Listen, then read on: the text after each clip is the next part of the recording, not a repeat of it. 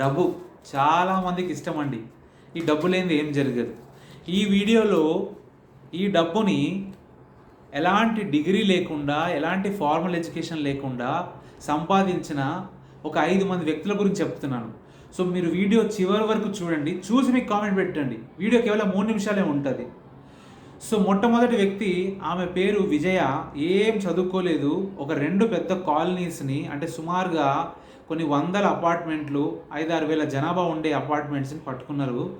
ఆమె అక్కడ పనిచేయడానికి కావాల్సిన హ్యూమన్ రిసోర్స్ని సప్లై చేస్తుంది, అంటే కాంట్రాక్ట్ తీసుకున్నది. అక్కడ ఉండే స్వీపర్స్ కానివ్వండి, సెక్యూరిటీ గార్డ్స్ కానివ్వండి, వీళ్ళందరి మీద కాంట్రాక్ట్ తీసుకున్నది. అండ్ ప్రతి నెల ఆమె ₹1,00,000 తక్కువ డ్రా చేయట్లేదు. ఇప్పుడు ఆమె దగ్గర బోలెడంత నగలు, డబ్బు ఉన్నాయి, బోలెడంత ఆస్తులు ఉన్నాయి. ఏం చదువుకోలేదు. ఇక రెండో వ్యక్తి ఆర్టీఓ ఆఫీస్లో బ్రోకర్. ఎవరికైనా లైసెన్స్ కావాలన్నా, పర్మిట్ కావాలన్నా, ఇంకోటి కావాలన్నా ఇతను మధ్యవర్తిత్వం చేసి ఇప్పిస్తూ ఉంటాడు. అతను అలా ప్రతిరోజు కనీసం 4,000 సంపాదించుకుని వెళ్తాడు. ప్రతిరోజు 4,000 అంటే నెలకి అట్లీస్ట్ 20 డేస్ పనిచేసిన అతను 20,000 ఈజీగా వస్తాయి. ఇతను ధూళిపేటలోనే 2 పెద్ద బిల్డింగ్ల ఓనర్. ఇక మూడో వ్యక్తి ఆ డ్రైవర్. తన తోటి డ్రైవర్స్కి కిరాయి ఇప్పిస్తాడు, అంటే డ్యూటీ ఇప్పిస్తాడు. దానికి గాను పర్ హెడ్ ఇంత ఛార్జ్ చేస్తాడు. ఇతను మణికొండలోనే ₹1,50,00,000 అపార్ట్మెంట్లో ఉంటున్నాడు. ₹1,50,00,000 అపార్ట్మెంట్. ఇక నాలుగో వ్యక్తి ఎలక్ట్రీషియన్గా పనిచేసి మానేసి ఇప్పుడు రియల్ ఎస్టేట్ బ్రోకర్గా ఉన్నాడు. అతను ఎవరికైనా ఇల్లు కావాలంటే ఇప్పిస్తాడు, అందుకని పర్సంటేజ్ ఛార్జ్ చేస్తాడు.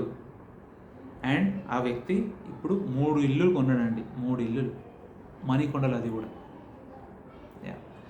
ఇక ఐదో వ్యక్తి ఒక లేడీ. ఆమె పెద్దగా ఏం చదువుకోలేదు, చిట్టీలు వేస్తుంది. వీరి దగ్గర చిట్టీలు వేసి సుమారుగా 5 ఫ్లోర్ల బిల్డింగ్ కట్టిరు వాళ్ళు. ఇలా బోలెడు మంది ఉన్నారంటే చెప్పుకుంటూ పోతే. ఆరో వ్యక్తి కూడా ఉన్నారు, ఆయన గురించి మళ్ళీ చెప్తాడు నన్ను. సో వీళ్ళందరూ ఏం పెద్దగా చదువుకోలేదు, కానీ డబ్బు సంపాదిస్తారు. ఇదంతా మనకి ఏం తెలియజేస్తుందనంటే, ఎక్కడ ప్రాబ్లం ఉంది అని ఐడెంటిఫై చేసి దాన్ని కనుక మనం సాల్వ్ చేయగలిగితే డబ్బులు వస్తాయి. దాన్నే బిజినెస్ అనండి, దాన్నే సెల్ఫ్ ఎంప్లాయ్మెంట్ అనండి, దాన్నే కన్సల్టెన్సీ అనండి, కమిషన్ అనండి.